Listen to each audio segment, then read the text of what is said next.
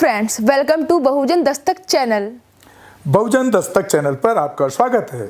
बहुजन समाज और महिलाओं पर अत्याचार होने पर हम दिलाएंगे न्याय और दिखाएंगे आपको बहुजन महापुरुषों का इतिहास और पढ़ाएंगे आपको बाबा साहेब भीमराव अंबेडकर द्वारा लिखा हुआ भारत का संविधान। कांशीराम के उस स्टेटमेंट में काम करेगी कि जिस समाज की गैर राजनीतिक जड़ें मजबूत नहीं होती वो समाज कभी भी सत्ता पे काबिज नहीं हो सकता। तो समाज की जो सामाजिक जड़ें हैं उसको मजबूत करने के लिए, जिससे कि हम एक टिकाऊ सत्ता आने वाले समय में दे सके, उसके लिए समाज को संगठित करें और करने का प्रयास जो है बहुजन शक्ति के माध्यम से किया जाएगा। आजादी के इतने वर्ष बाद भी दिल्ली में बहुजन अपनी सरकार बनाने में कामयाब नहीं हो पाए हैं। ये पहली बार है कि बहुजन समाज की महिलाएं दिल्ली के अंदर इतने बड़े स्तर पर इकट्ठा हुई हैं और उन्हें एक संगठन बनाने की कम से कम सोची तो, वरना सभी लोग अपना अलग अलग काम कर रहे थे। क्या लगता है कि महिलाएं उस परिवर्तन ला पाने में सफल हो पाएंगी? उत्तर प्रदेश का उदाहरण आपके सामने है। 4 बार उत्तर प्रदेश में एक महिला मुख्यमंत्री बनी। साहब कांशीराम की देन थी, उसी वैचारिकता का देन थी।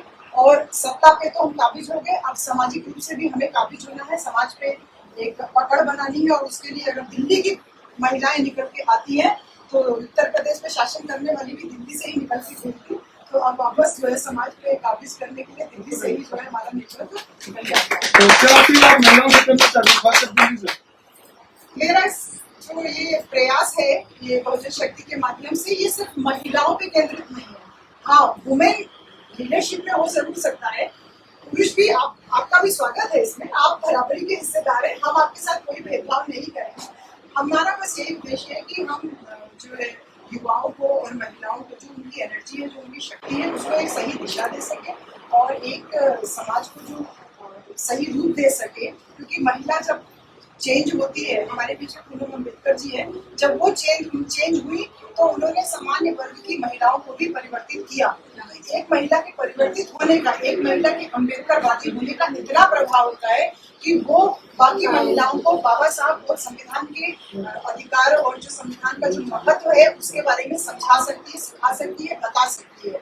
तो इसी वजह से हमने वुमेन पे फोकस किया है कि महिला निकल करके आगे आए, लीडरशिप ले और पुरुष उनका सहयोग हर कदम पे करें। एक सवाल मैं आज आपसे पूछ ले रहा हूँ क्योंकि ये भविष्य में बहुत आपको तकलीफ देने वाला है। बहुजन समाज के अंदर बहुत से सामाजिक संगठन बने जो बाद में बहुजन समाज को धोखा देकर कहीं राजनीति की तरफ प्रेरित हो गए और उन्होंने अपना सामाजिक संगठन छोड़कर राजनीति बना दी। तो कहीं आपके साथ ऐसा उद्देश्य तो नहीं है? देखिए, मैंने आपको स्पष्ट किया था बोलने में भी, अगर आप उसकी क्लिप बना लेंगे तो बेहतर होगा कि हम पूरी तरीके से गैर राजनीतिक संगठन है और गैर राजनीतिक रूप से समाज को मजबूत करने का काम करेगा। लेकिन हाँ, हमारे बीच में जो युवा और जो महिलाएं नेतृत्व करने के लिए तैयार हैं, जिनके अंदर लीडरशिप क्वालिटी है, हम उनको प्लेटफॉर्म देंगे। वो प्लेटफॉर्म कैसा देंगे? हम उनको ये ट्रेनिंग देंगे कि तुम ऐसे ऐसे काम करके अपना, चाहे किसी पार्टी के बैनर तले या फिर तुम अपना स्वयं का एक लीडरशिप तैयार कर सकते हो। तो अगर इसको राजनीति करना कहते हैं तो आप बेशक इसको कह सकते हैं। चाहिए जो हमारे काम आ सके। केवल आइडियल लेकर के अब हम और आगे काम नहीं कर सकते, क्योंकि समाज की स्थिति वास्तव में बहुत ज्यादा बुरी होती चली जा रही है। और एक चीज और जिससे मुझे बहुत ज्यादा, मैं अपने क्लास में भी हमेशा इस बात को ध्यान रखती हूँ, बोलती भी हूँ कि हम वुमेन्स राइटिंग पढ़ाते हैं। वुमेन्स राइटिंग एक सब्जेक्ट है, एमए में एक पेपर है, उसमें हम कोशिश करते हैं कि ज्यादा मेल स्टूडेंट्स आए, लड़के पढ़े, क्योंकि लड़कों को अपनी विचारधारा बदलने की जरूरत है। वुमेन्स स्टडीज, वुमेन्स को पढ़ने की जरूरत नहीं, मेल को पढ़ने की जरूरत है। और हम अपने क्लास में भी बहुत सारे बच्चों को ये बातें बताते रहते हैं कि हर एक राजनीतिक पार्टी देखिए या कोई संगठन देखिए, हर एक संगठन में आपने क्या देखा, एक महिला विंग बना दी जाएगी और उस महिला की एक कमांडर निशा बना दी जाएगी। क्यों? निशा के अंदर इतनी कैपेबिलिटी नहीं है कि वो पुरुष का भी कमांडर बन सके है? साहब कांशीराम इतना बड़ा उदाहरण पेश करके गए, इसके बावजूद तथाकथित समाज के बुद्धिजीवी लोग जो संगठन चला रहे हैं, हर एक संगठन वुमेन्स ही अलग से बनाया। सिर्फ साहब का संगठन छोड़ करके, साहब कांशीराम का बनाया संगठन छोड़ के हर संगठन में वुमेन्स ही अलग से। इसका मतलब आप अपनी उस डबल हायरार्किकल सिस्टम जो माइंडसेट है उससे आप बाहर नहीं आ पा रहे।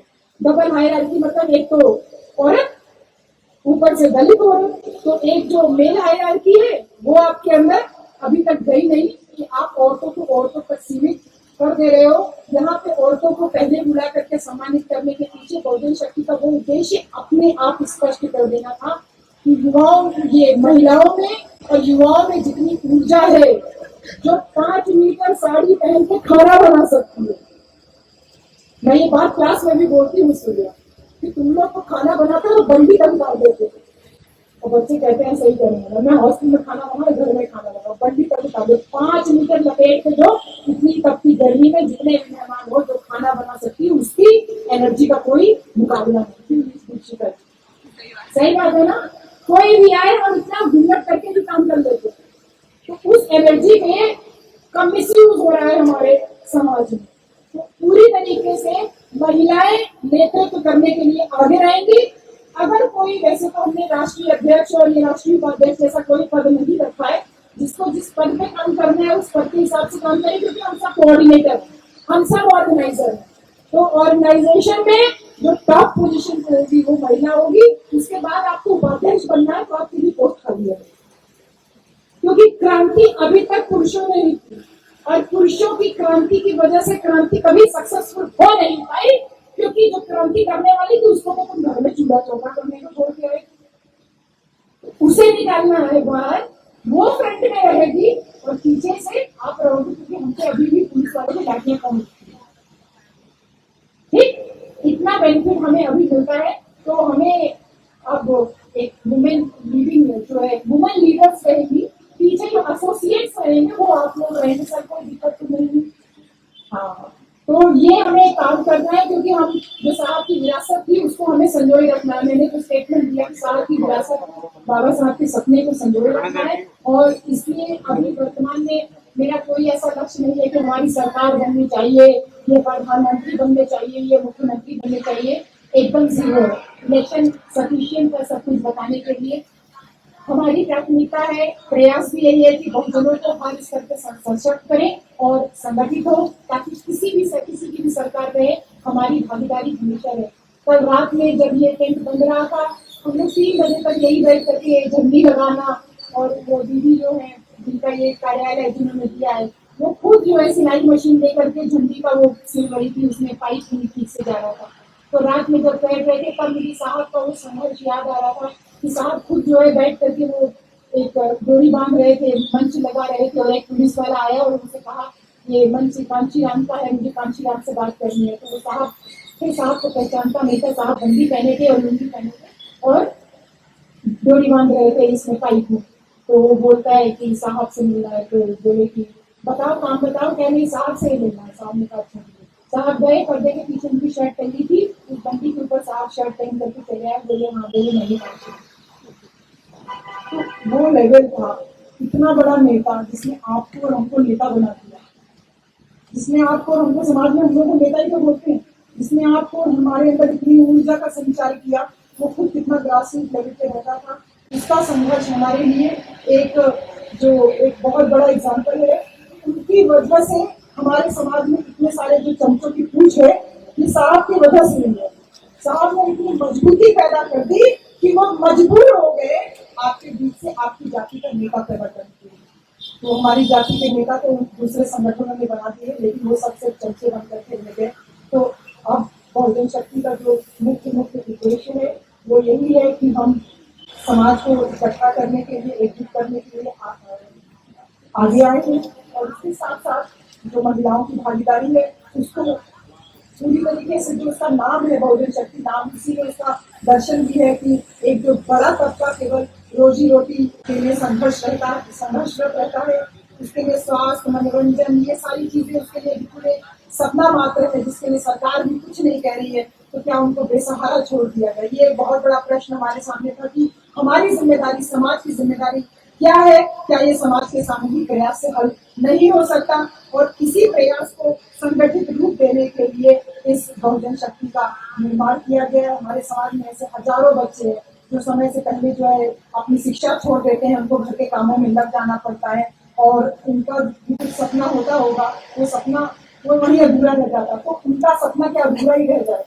उस सपने को पूरा करने का एक छोटा सा सामूहिक प्रयास वो बहुजन शक्ति के माध्यम से करने का किया जा रहा है, क्योंकि बिना संगठन के ये संभव किसी भी सूरत में नहीं था। कोई राजनीतिक पार्टी इन सब पे काम नहीं कर रही है। और एक बात और समझ लेना है कि क्या केवल राजनीतिक एकजुटता ही से हमारी समाज की जो समस्याएं हैं क्या खत्म हो जाएंगी? क्या राजनीति का आप लेवल पे पहुंच जाएगी तो क्या सब कुछ सही हो जाएगा? नहीं।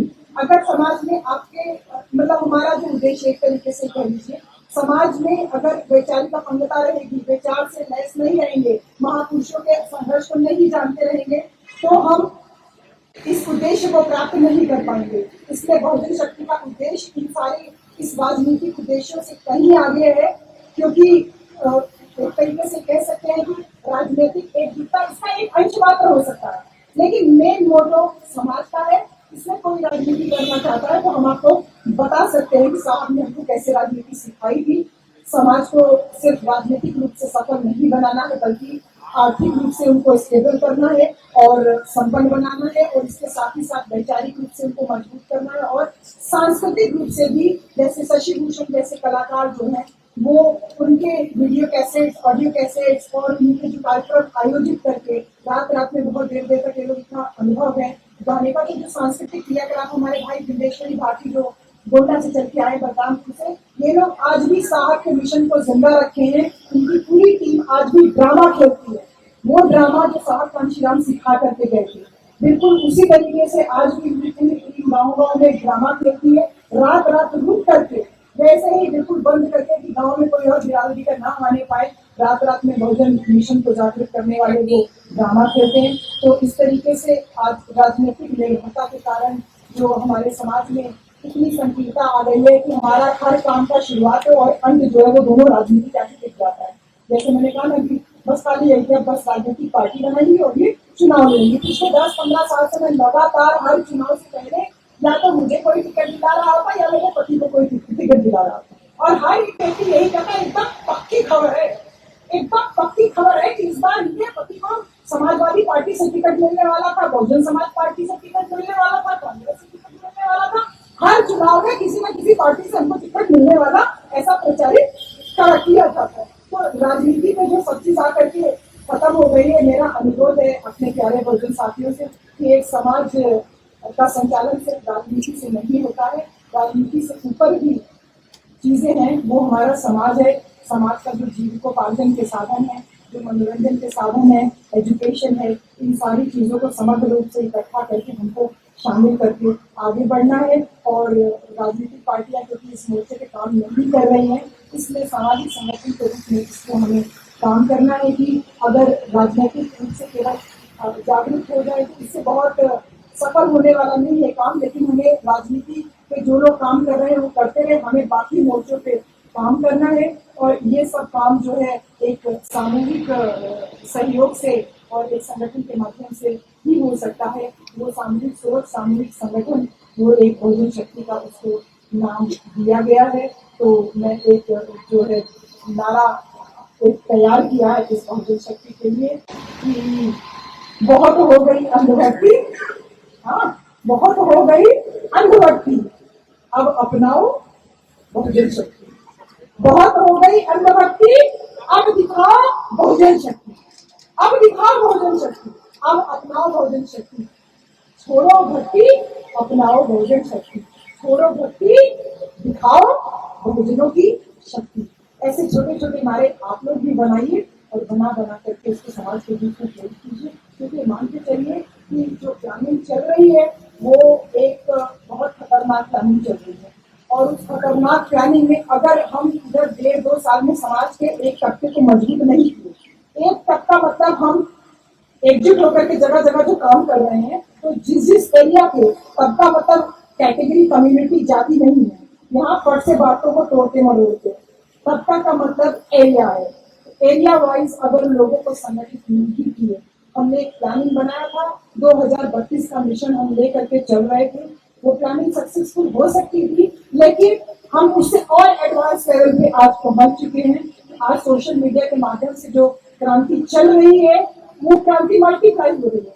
पहले हम ये कहते थे कि एक आदमी को कम से कम एक आदमी को सिखाए और वो एक आदमी को सिखाए, इस तरीके से चेन बनता चला जाएगा। तो बहुजन शक्ति संगठन में एक नारा हमने और दिया है, एक 1+10 का, जो नेटवर्क मार्केटिंग का बिजनेस आजकल बहुत चल रहा है। और जब इसको स्टडी किए तो हमने कहा समाज में नेटवर्क मार्केटिंग बहुत जरूरी है, और इसीलिए 1+10 का है।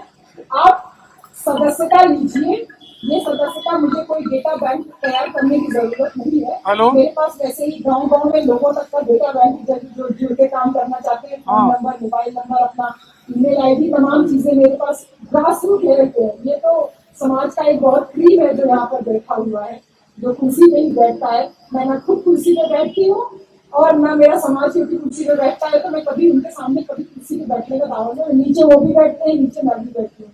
तो एक क्रीम जो है तो 1+10 यानी एक व्यक्ति कम से कम 10 आदमी को जोड़े। एक मजबूत शक्ति के रूप में हम निकल के आए। हम समाज के हर व्यक्ति को नहीं बोल सकते जो ज्यादा कुतर्क करे।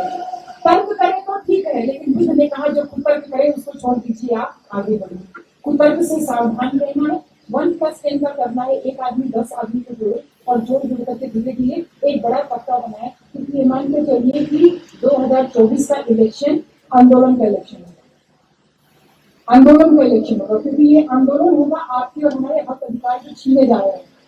उसकी लाश पे कोई नया काम होने जा रहा है, उसको रोकने के लिए आप और हम कभी काम करते हैं। साल भर का टाइम लेकर के पूरा प्लानिंग बना करके आपके बीच में आए। इसीलिए कार्यक्रम को हमने बहुत लो प्रोफाइल रखा। हम चाहते थे कॉन्स्टिट्यूशन क्लब में कर सकते थे, रामलीला मैदान में कर सकते थे। हमको क्या करना था, थोड़ा लोगों तक प्रचार प्रसार ज्यादा करना था, थोड़ा पैसा ज्यादा खर्चा होता, थोड़ा लोगों से मांगना ज्यादा पड़ता। हम मांगते ही काम चला रहे हैं, हमारी सैलरी तो पूरी समाज के काम पे ही चली जाती है, तो हम अपना खर्चा जो है लोगों से मांग के चला लेते हैं कि भैया थोड़ा। ये हमारे भाई बैठे हुए प्रवीण जी आजमगढ़ से आए हैं। 2017 में इनके पिताजी से मेरी मुलाकात हुई और मैं आपको बताऊं 2017 से मैंने आज तक अपने घर में गेहूं और चावल नहीं खरीदा।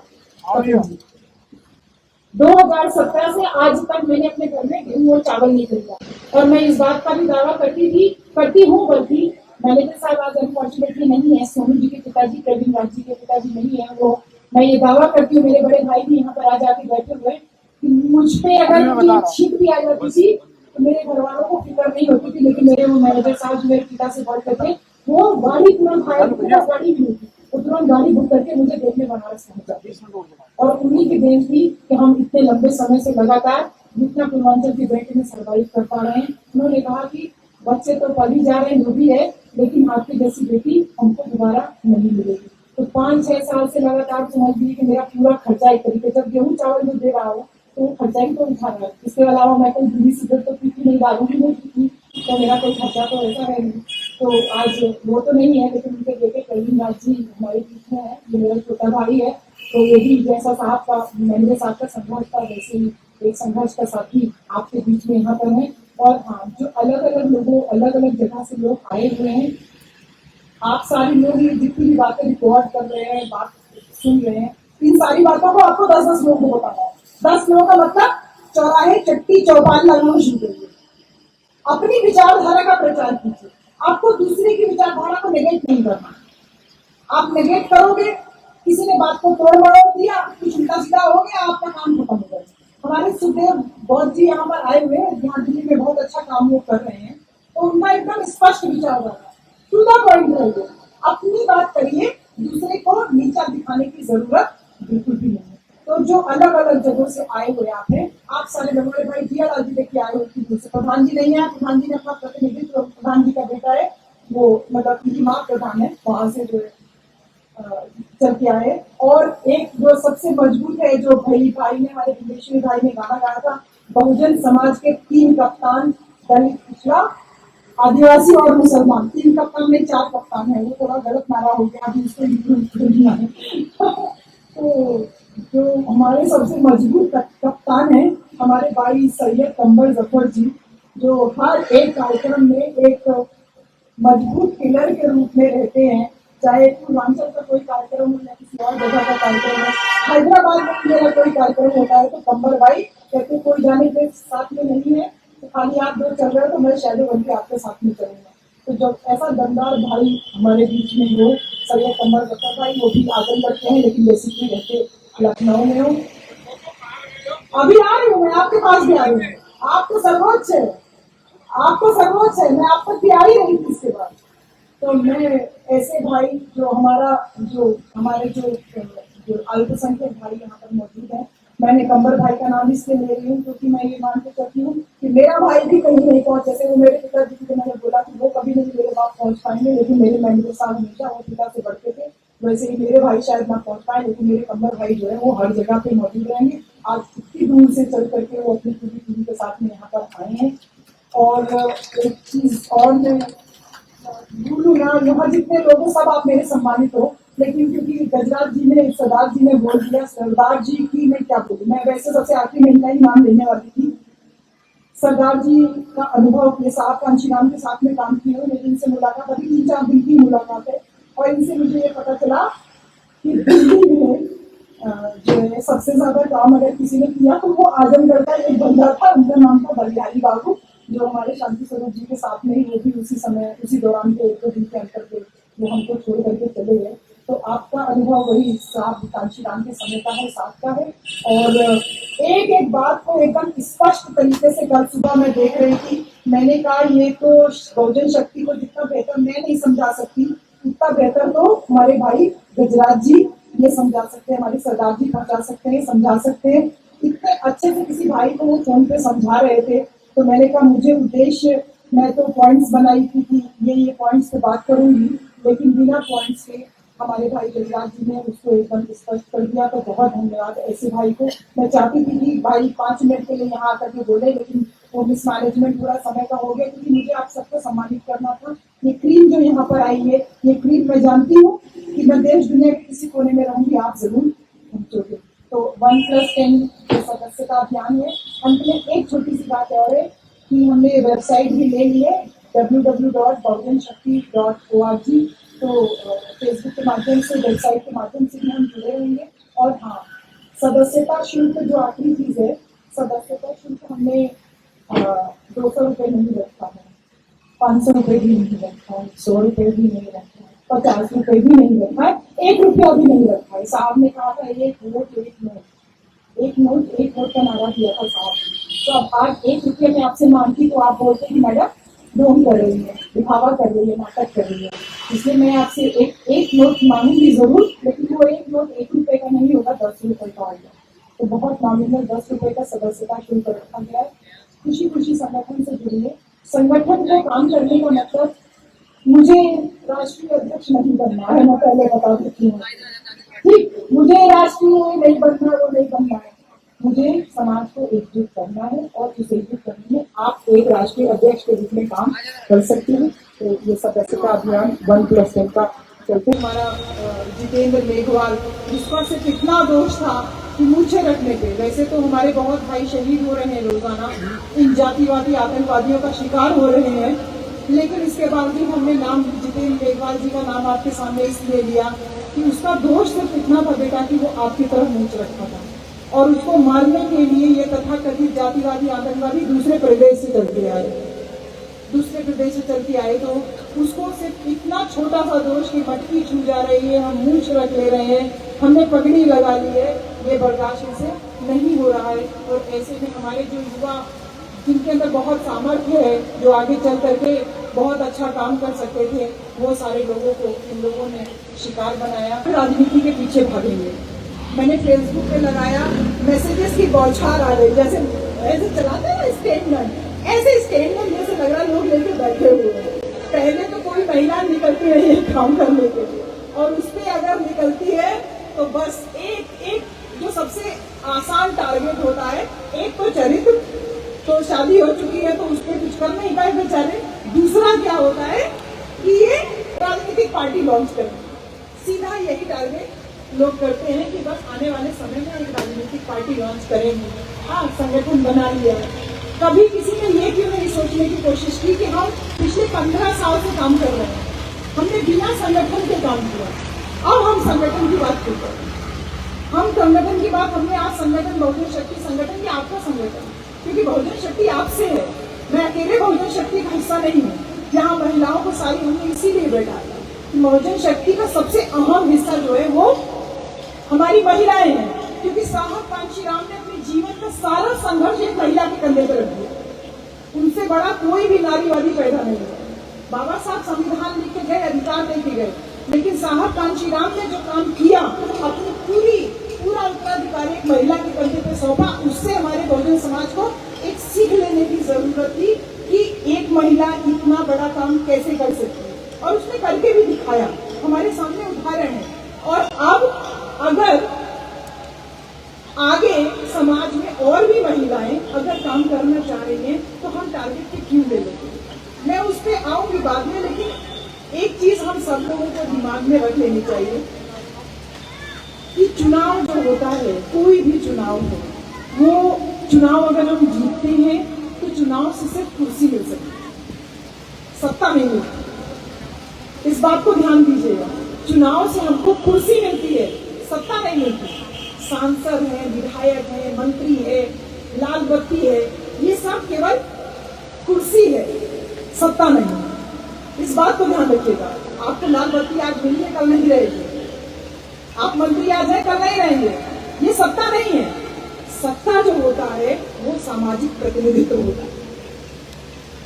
सत्ता सामाजिक प्रतिनिधित्व से हासिल होता है। इसलिए इसके लिए हमारे समाज को, या जिस भी समाज की सत्ता हो, उसका समाज अगर मजबूत होगा तो ही उसकी सत्ता जो है स्थायी रह सकती है। सत्ता में प्रतिनिधित्व होना बहुत जरूरी है। आज तक साहब कांशीराम जो हमारे चैनल बहुजन दस्तक को देखना, लाइक, शेयर, सब्सक्राइब करना मत भूलिएगा। और फेसबुक, ट्विटर, इंस्टाग्राम पर फॉलो जरूर करिएगा। जय भीम, जय संविधान, जय भारत, नमो बुद्धाय। धन्यवाद। चैनल आर्थिक समस्या से गुजर रहा है। अगर आप बहुजन समाज में बाबा साहेब आम्बेडकर और तथागत बुद्ध की विचारधारा को अधिक से अधिक लोगों तक पहुंचाना चाहते हैं तो हमें आर्थिक सहयोग प्रदान करें, ताकि हम अपने चैनल के माध्यम से देश विदेश में समता, बंधुता, एकता और संवैधानिक अधिकारों को ज्यादा से ज्यादा लोगों तक पहुंचा सकें। आप अपनी सहायता राशि नीचे लिखे खाते में जमा करा सकते हैं। खाता धारक गौतम रत्ना, खाता संख्या 316957686551, IFSC कोड SBIN 0060336, बैंक भारतीय स्टेट बैंक। आप हमारे बैंक खाते का विवरण स्क्रीन पर भी देख सकते हैं। रोको मत, हमें टोको मत, हमें आगे बढ़ते जाना है। जय भीम का नारा लगाना है, जय भीम का नारा लगाना है। जय भीम, जय भीम। मैं गौतम रत्ना आपका बहुजन फिल्म प्रोडक्शन में स्वागत करता हूं, और आप हमारे प्रोडक्शन हाउस के अंदर अपना कैरियर बना सकते हैं as a film director, as a producer and actor and actress and editor and cinematographer also. अगर आपको फिल्म से रिलेटेड कुछ भी प्रोजेक्ट आपको बनवाना है तो हमारे पास में पूरा सेटअप है, जिसमें फिल्म कैमरा है, शूटिंग लाइट्स है और एडिटिंग है। सारा A to Z एक ही जगह पर आपको हमारे यहाँ पर मिल जाएगा। तो दोस्तों, आप हमें कांटेक्ट कर सकते हैं हमारे नंबर्स पर 9810085714 और 8510005714। हमारे वेबसाइट भी विजिट कर सकते हैं www.filmserviceindia.com, और हमें मेल भी कर सकते हैं gautamfilmsproduction@gmail.com पर। धन्यवाद।